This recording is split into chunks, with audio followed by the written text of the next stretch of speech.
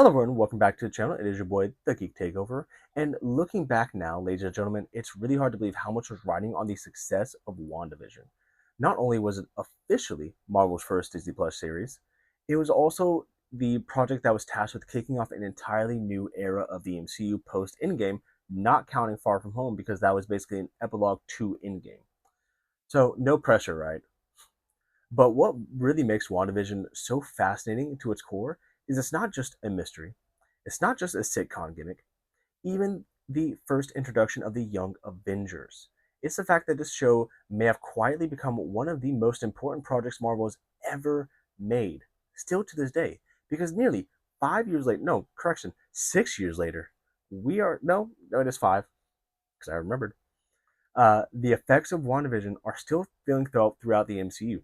Billy and Tommy, White Vision, Agatha, the Darkhold, the Multiverse Saga, and somehow all of this started with a black and white sitcom episode that had everyone wondering if Marvel had completely lost their minds.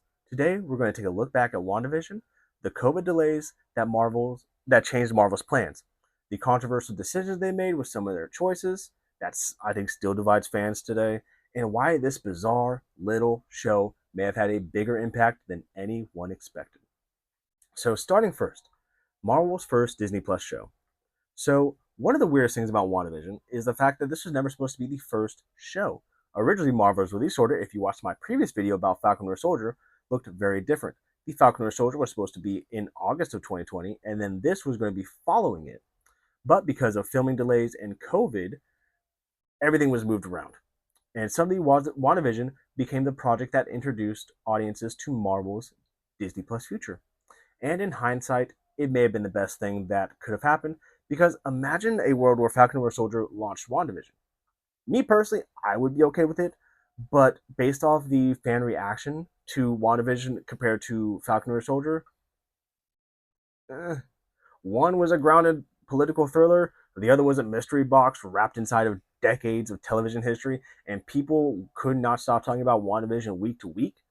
Every week became a new event about who's this, what's this, where are we going with this, who's the astrophysicist. You know, we had new theories, new commercial Easter eggs that were analyzed frame by frame by frame.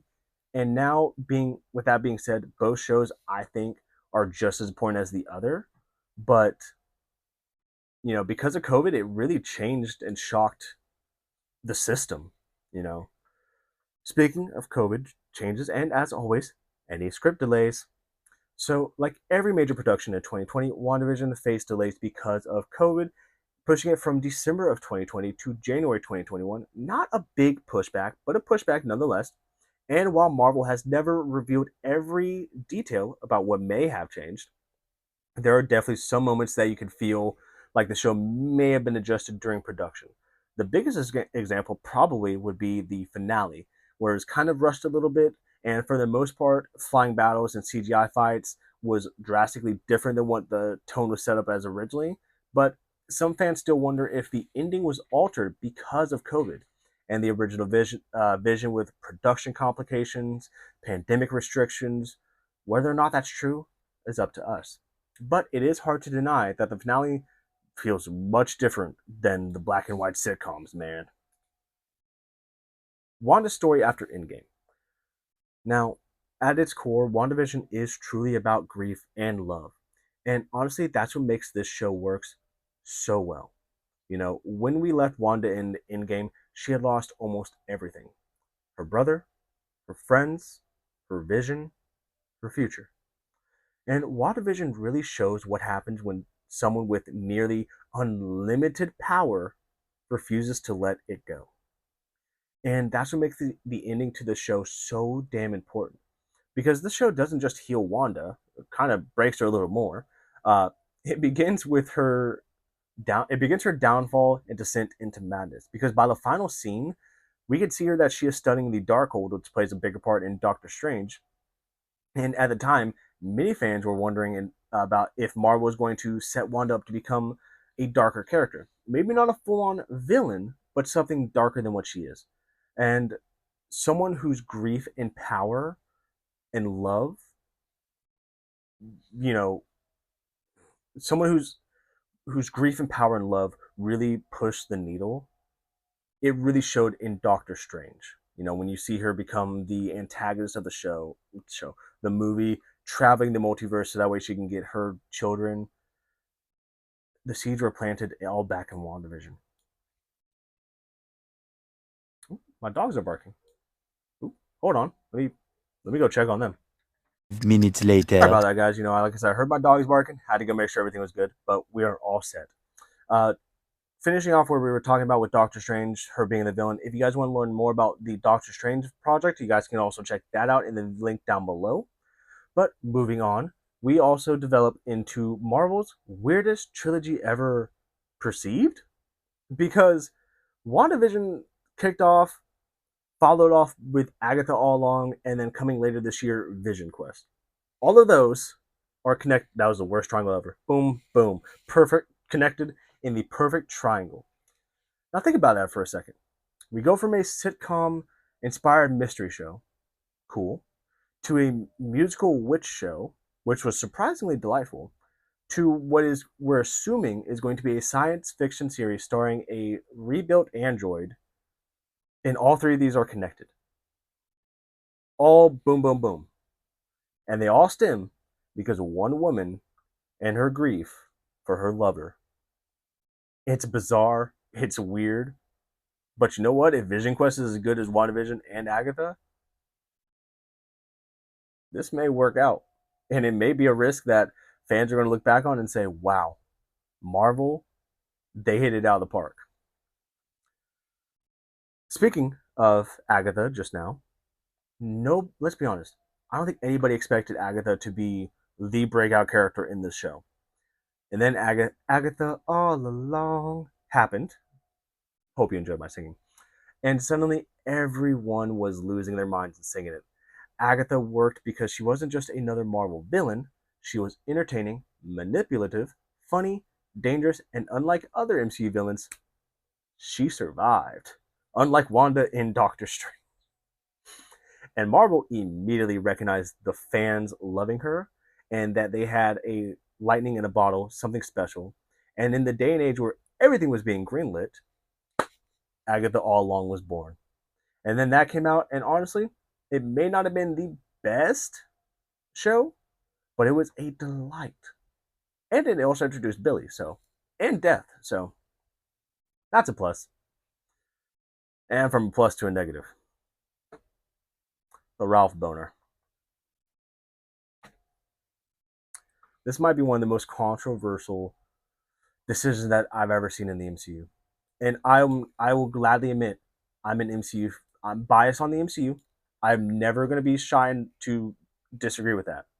I'm open to change. I'm open to discussion. But I love the MCU. I hate this choice because we get Evan Peters back as Quicksilver, the actor who literally played it, Quicksilver, in the Fox X-Men series. And this is right after Fox was bought by Disney. So, the show acknowledges that he's Quicksilver. They acknowledge that he's not the same Pietro. This is after the merger. So the internet exploded with theories. Was this the beginning of the multiverse? Were the Fox X-Men always in the MCU to begin with, and he's just entering now? Was Marvel preparing for something huge? And then, dick joke. Ralph Boner. To this day, I hope there are many fans just like me who feel cheated by that payoff. Because not every theory needs to be true, but because Marvel played with our expectations and then pulled the rug out from everyone, it's one of those moments that people just look at and they go, womp, motherfucking womp. White Vision, though, and his uncertain future in the MCU. So, being one of the most unresolved issues until later this year, White Vision. In this show, Vision regains his memories, questions his existence, and then poof, flies away. And that's it.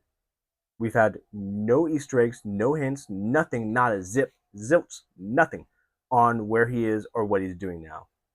And we're still waiting and waiting and waiting. And thankfully, this year we're finally going to get some answers. We're getting James Spader back in human form and hopefully in Ultron form, but we'll see. And hopefully, all these questions are going to be answered because WandaVision really created a fascinating situation. Original Vision, dead. Hex Vision, disappeared. And yet now we have another version of Vision who exists somewhere out there, probably doesn't know that Wanda's dead, carrying all these memories in his core. And that's a storyline that has a lot of massive potential, assuming Marvel actually follows through. And speaking of following through, in Vision Quest, just like in Agatha, we're going to get introduced to an older version of one of the children, Tommy. So then now we have Tommy, Billy, Kate, Kamala, Eli. We're just missing Hulkling, and I think there's another one we're missing. But we're setting up the Young Avengers. Started out as imaginary children, and now we're here. Marvel clearly was setting something up from the get-go.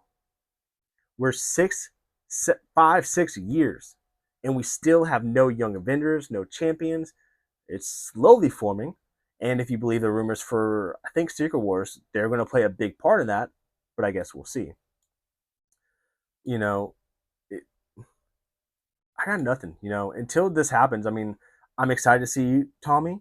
I'm excited to see where this leads. Hopefully, after Vision Quest, we finally get something with the champions. That's all I can hope for because these people are not getting older. Haley is fucking married and has a kid now. They're not the Young Avengers anymore, ladies and gentlemen. And finally, the long-term impact on WandaVision.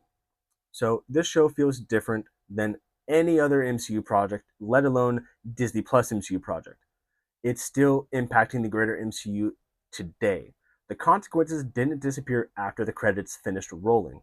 Wanda became the Scarlet Witch, the Darkhold entered the MCU, Agatha became a major character, White Vision survived, Billy and Tommy continued their stories, the Multiverse Saga gained one of its most important players.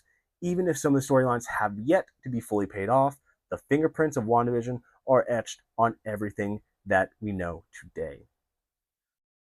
So, in conclusion, WandaVision is exactly what Marvel was wanting after Endgame. It was weird, risky, experimental, and sometimes frustrating, but it felt different.